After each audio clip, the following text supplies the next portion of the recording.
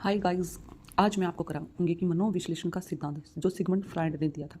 और ये टॉपिक काफ़ी इंपॉर्टेंट है। इसमें से हर लेवल पे क्वेश्चन आता है। उन्होंने मनोविज्ञान का सिद्धांत, इसके अंतर्गत सिगमंड फ्रायड ने 3 टाइप्स दिए। एक इदम, ईगो, इड, ईगो और सुपर ईगो। इसको क्या बोलते हैं? इसको बोलते हैं हम इड, और ये है ईगो, और ये क्या है? Super ego. ठीक है। इड को हम इदम, ईगो को अहम और सुपर ईगो को प्रा अहम बोलते हैं। ठीक है। जो ये फर्स्ट स्टेज होती है ना, इसके अंतर्गत क्या होता है? इसके अंतर्गत आदमी, जो बच्चा होता है, वो जो मनुष्य होता है, वो सिर्फ क्या सोचता है? अपनी काम पूर्ति सोचता है, अपनी आवश्यकताओं को पूरा करने की सोचता है। सिर्फ ये बिल्कुल लो लेवल होता है। इसको किसी से कोई मतलब नहीं होता। अपनी जो दमित इच्छाएं होती है ना, उनको पूरा करने की सोचता है इस इड के अंदर। ठीक है। जो वो कभी भविष्य के बारे में नहीं सोचते। जो इड वाले होते हैं वो कभी दूसरों के बारे में नहीं सोचते ना, अपने खुद के भविष्य के बारे में भी नहीं सोचते। ये वर्तमान में जीते। हाँ भाई, हमें तो वर्तमान में मौज मस्ती करनी है, उसी में जीते हैं ये।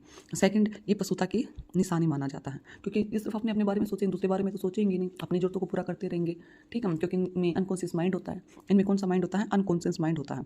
इसलिए सेकंड आता है ईगो, जिसे हम अहम बोलते हैं। ठीक है। इसको मैं बाद में कराऊंगी, पहले मैं सुपर ईगो करा देती हूँ। सुपर ईगो क्या है? प्रा अहम। इसके अंतर्गत वे बंदे आते हैं जो जिनमें कॉन्शियस माइंड होता है। ठीक है। जो सबसे हट के समाज के बारे में, दूसरों के बारे में ज़्यादा सोचते हैं, जिसमें त्याग होता है, जो दूसरों के लिए त्याग दे देते हैं, बलिदान दे देते हैं, अपनी महानता को प्रदर्शित करते हैं, जहाँ जो ज़्यादातर मूल्य और सिद्धांतों पर ज़्यादा दबाव डालते हैं, और इनमें कॉन्शियस माइंड होता है।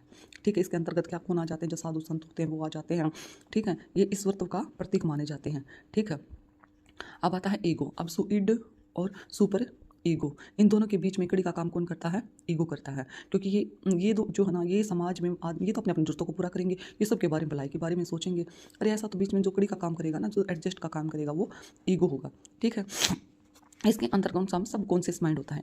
इनके अंदर सब कॉन्शियस माइंड होता है, और ये मानवता का प्रतीक होता है। जो ईड वाले होते हैं वो पशुता के प्रतीक को, सिर्फ अपने अपनी जरूरतों को पूरा करना, किसी से कुछ लेना देना नहीं, सिर्फ वर्तमान में जीते हैं, और ये मानवता का प्रतीक होता है। इनमें सब कॉन्शियस माइंड होता है। और जो थर्ड कैटेगरी है, ये क्या होता है? इनमें कॉन्शियस माइंड होता है, और ये ईश्वर के प्रतीक माना जाता है। ठीक है। ये दूसरों की भलाई, मूल्य, सिद्धांतों, इन पर चलते हैं। अब आता है एक शब्द आया था कई बार एग्जाम में, देखा गया है, लेबिडो। लेबिडो शब्द जो ये ईड वाले हैं ना, इन्हीं से रिलेटेड है। लेबिडो शब्द से क्या अभिप्राय है? इसका अर्थ होता है यौन ऊर्जा।